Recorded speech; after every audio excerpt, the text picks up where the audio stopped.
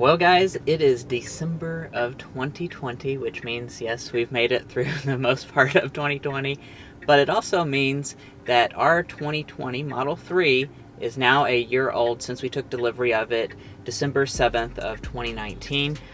So this is just a touch over a year old at this point, and what we wanted to do today is give you guys an update on basically how we're liking this vehicle. Are we still in love with it as much as we were at the beginning, and just kind of discuss some of the things that we've learned over our year-long ownership, since I know a lot of you guys are actually interested in buying one of these Model 3s or another Tesla model.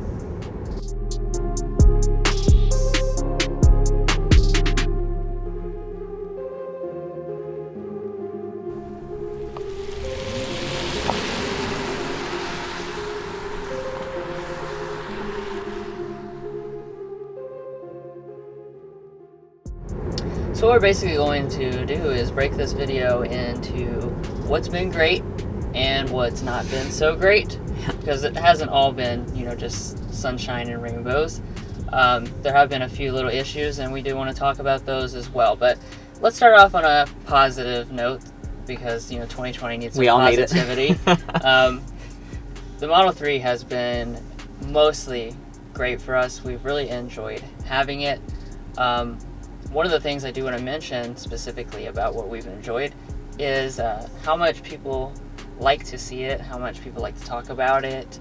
I feel like it's been something, I don't know, spread the joy of, but like everybody that sees it wants to see it.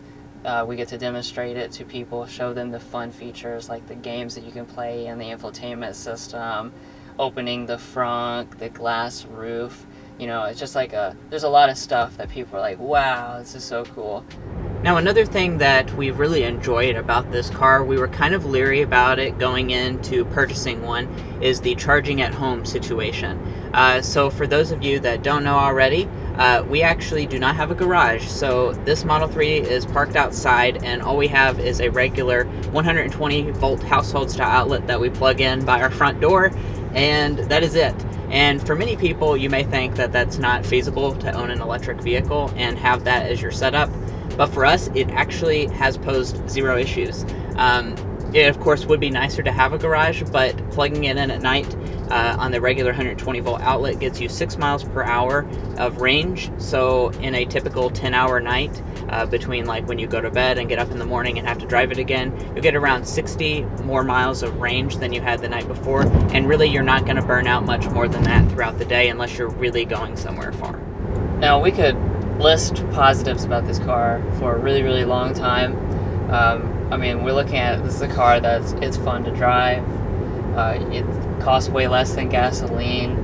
This was $35,000, this specific example. You just get so much bang for your buck with technology and features. We really love it a lot. That being said, let's go ahead and get to some of the negatives, what's not been so great, any types of issues that we were having, because that's, maybe something you want to know about. I know a lot of people are concerned with reliability, for instance.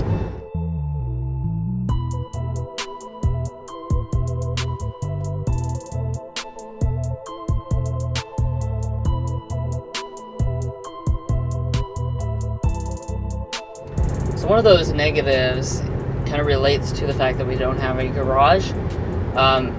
And that's because electric cars, they become much less efficient as the battery gets cold. So during the summer, this is not an issue at all. But as it gets cold, where we live, it does get cold during the winter time. And that does something called cold soak the battery. As a matter of fact, it's cold soaked right now. Yeah, it's flipping on and off. We have the snowflake on there. That means the battery is cold soaked. So it is less efficient in delivering its range. So for instance, every mile we maybe cover in real distance here, we lose 2 miles of range because it is having trouble bringing out the energy. Yeah, warming up the battery as well. Now, another thing that we haven't liked so much over our year of ownership is Sentry mode.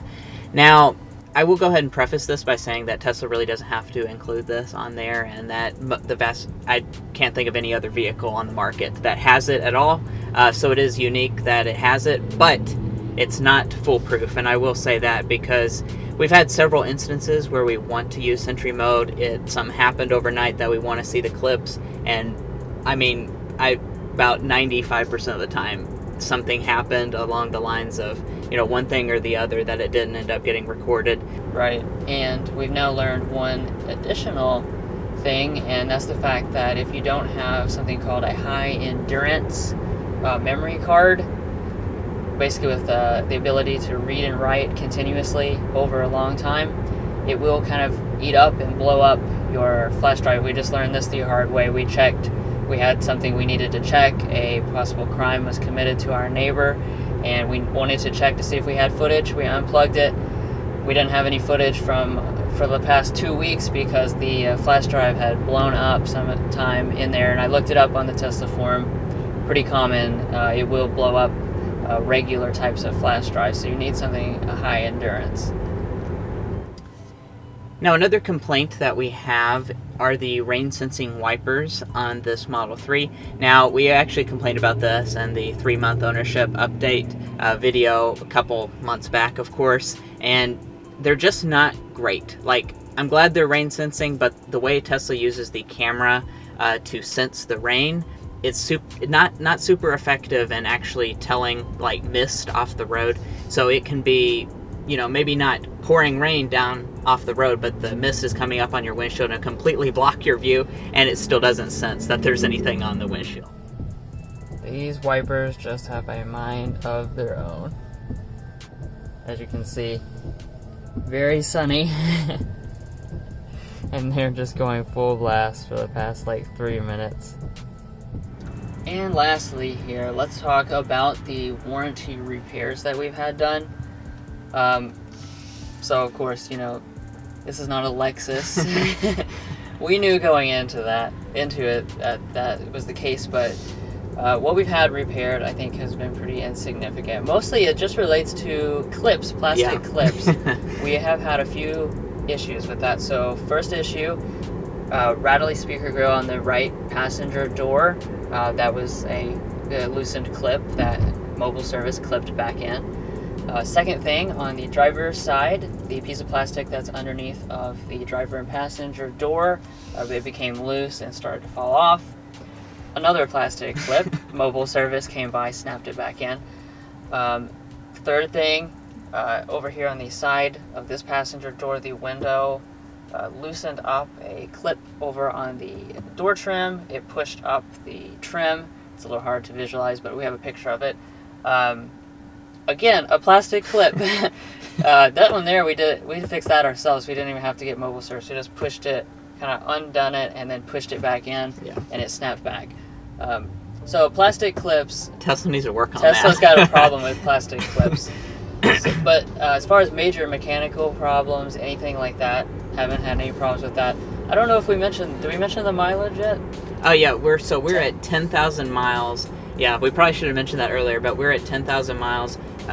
Guess I can get the exact figure, 10,235 in a little over a year. So we're probably driving around the average for a person in the United States, a little bit less probably, but not bad at all. And another thing I want to mention about the fixes is that even though we have had 3 different issues with it, the intrusion into my lifestyle to get those fixed was almost nothing.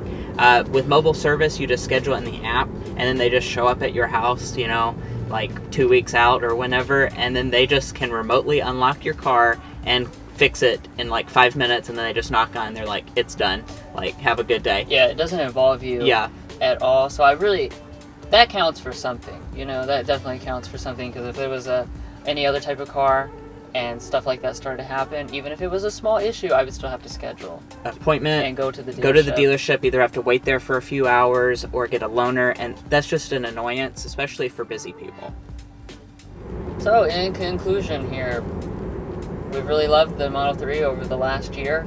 Like Mason really already said, honestly, I think I enjoy it more now than I even did a year ago, because I've fully gotten used to the electric lifestyle, so to speak. And really, it's just a great all-around vehicle. It's not just a great electric car. Yeah. We picked this not because it was electric, but because it was the type of car we genuinely wanted. And throughout the course of the year, it's just continued to impress over and over and over. And we both we wholeheartedly would repeat this Oh, of purchase, course. and we recommend it to everyone that asks. Absolutely. And that's going to end this video here. So if you want to learn more about the Model 3, of course, we have full reviews on our channel if you're not a subscriber.